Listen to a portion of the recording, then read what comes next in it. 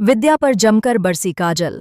दोनों के बीच हुई जबरदस्त बहस। जी हाँ दोस्तों, स्टार प्लस के पॉपुलर शो ये रिश्ता क्या कहलाता है में इस वक्त ड्रामा अपने चरम पर है।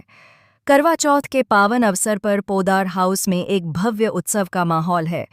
घर की हर महिला सजी धजी है, हाथों में मेहंदी, माथे पर सिंदूर और दिल में अपने पतियों की लंबी उम्र की कामना लिए व्रत रखे हुए हैं।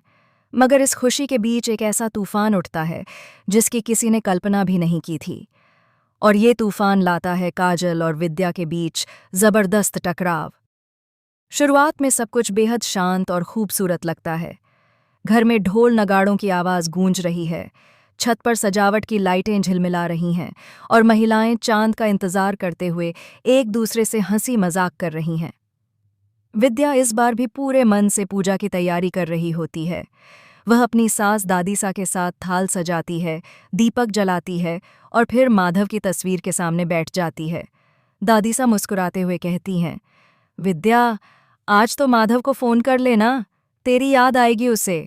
लेकिन तभी विद्या थोड़ा झिझक जाती है, चेहरे पर एक हल्की बेचैनी के साथ कहती है, वो माधव आज एक सेंसिटिव एरिया में ड्यूटी पर हैं, फ़ोन नहीं उठा पाएंगे।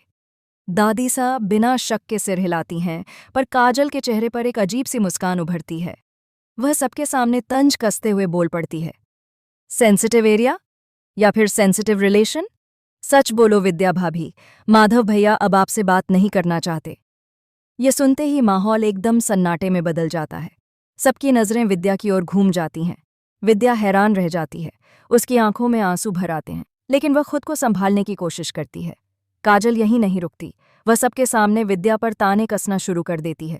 तुमने तो पहले ही अपनी जगह किसी और को दे दी है। अभीरा की जिम्मेदारी गीतांजलि को देकर तुमने माधव का भरोसा तोड़ा है। वो अब तुम्हें अपनी बीवी नहीं, एक मजबूरी समझते हैं।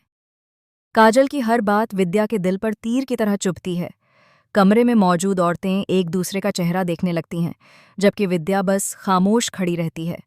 उसकी आंखों से बहते आंसू उसके टूटे दिल की गवाही दे रहे होते हैं।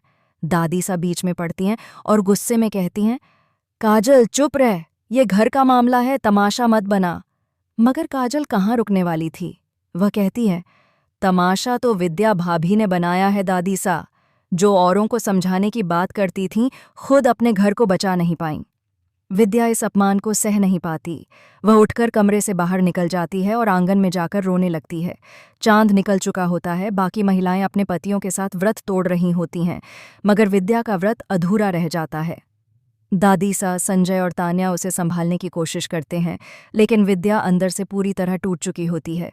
वह बस इतना ही कहती है, अगर मेरा रिश्ता इतना कमज़ोर था तो शायद मेरा विश्वास ही गलत था। काजल अपनी जगह सही मानती है। वह कहती है, मैंने जो कहा सच कहा, झूठ में जीना किसी के लिए भी सही नहीं होता। मगर उसकी ये बात पूरे परिवार को असहज कर देती है। संजय उसे रोकते हुए कहते हैं, काजल, कभी कभी सच बोलने से पहले वक्त और जगह देखनी चाहिए। अगले सीन में दिखाया जाएगा कि दादी सा दोनों को एक कमरे में बुलाती हैं। वह चाहती हैं कि यह झगड़ा यहीं खत्म हो जाए। वह दोनों को समझाती हैं, बहू, घर तभी बसता है जब औरतें एक दूसरे को नीचा दिखाने के बजाय सहारा देती हैं। मगर विद्या और काजल दोनों अपने अपने अहंकार में फंसी रहती हैं। विद्या कहती है, मैं झूठी नहीं हूं, लेकिन अगर सच्चाई साबित करने के लिए मुझे खुद से लड़ना पड़ा तो मैं लड़ूंगी। और काजल पलटकर जवाब देती है, तो फिर लड़ाई तय है विद्या भाभी। अब सवाल ये उठता है कि क्या इस जंग का असर पूरे परिवार पर पड़ेगा? क्या विद्या की चुप्पी किसी बड़े सच को जन्म देगी, या फिर काजल की बातों में वाकई सच्चाई है?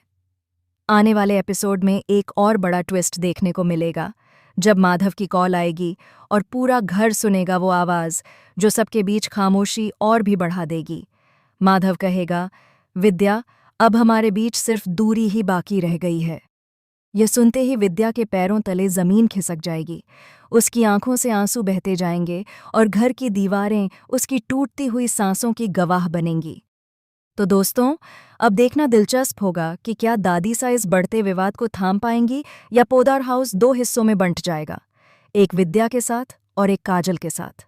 आपकी क्या राय है?